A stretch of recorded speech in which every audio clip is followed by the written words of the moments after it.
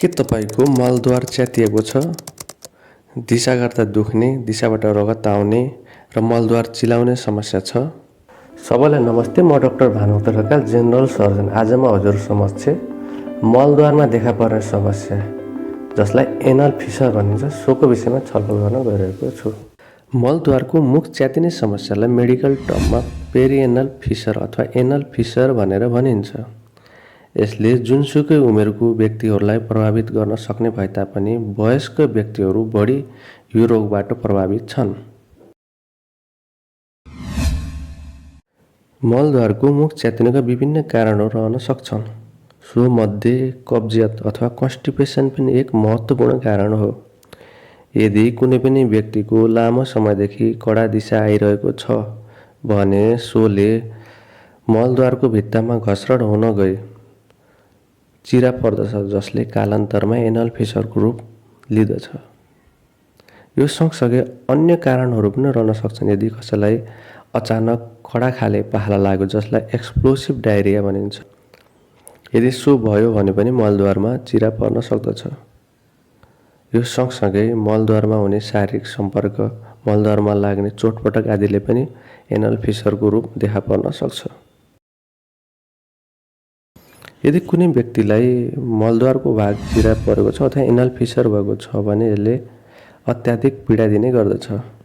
So व्यक्तिलाई दिशा गर्दाखेरि मलद्वारको भाग बेसरी दुख्ने, दिशाबाट रगत आउने र लामो समयपछि मलद्वार चिलाउने समस्या पनि देखा पर्न सक्दछ।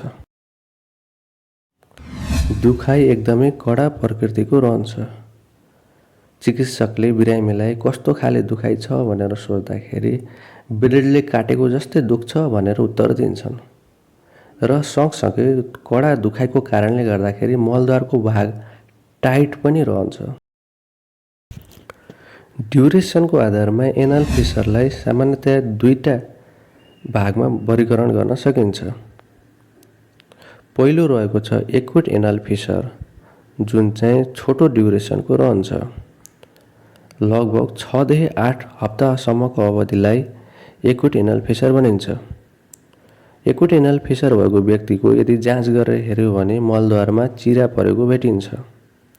र यदि 6 देखि 8 हप्ता कट्यो भने सोलाई क्रोनिक एनल फिसर भनिन्छ।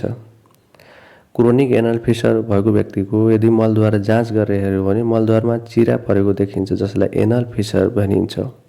सँगसँगै चिरा परेको भागको साइडमा छाला मुजा परेर रहेको हुन्छ, जसलाई सेन्टिनेल पाइल्स पनि भनिन्छ। यो सँगसँगै सर्जनले मलद्वारको जाँच गर्दा अन्य परिवर्तनहरू पनि देख्न सक्दछन्।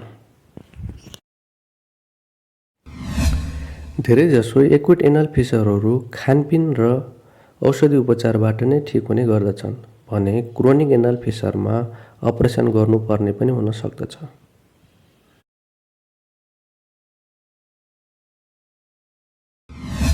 आज मैले यस भिडियोमा मलद्वार च्यातिने समस्या अथवा एनल फिसर भनेको के हो, यसका के कस्ता कारण रहन्छन्, यसका लक्षणहरू के कस्ता रहन्छन्, यसका उपचार विधिहरू के कस्ता रहेका छन् र यदि समयमा उपचार गरेन भने के कस्ता जोखिम देखा पर्न सक्छन् आदि विषयमा छलफल गरेँ। यदि हजुरहरू समक्ष यस्तै समस्याहरू छन् भने कमेन्ट गर्न सक्नुहुनेछ। आजको लागि हस्त धन्यवाद।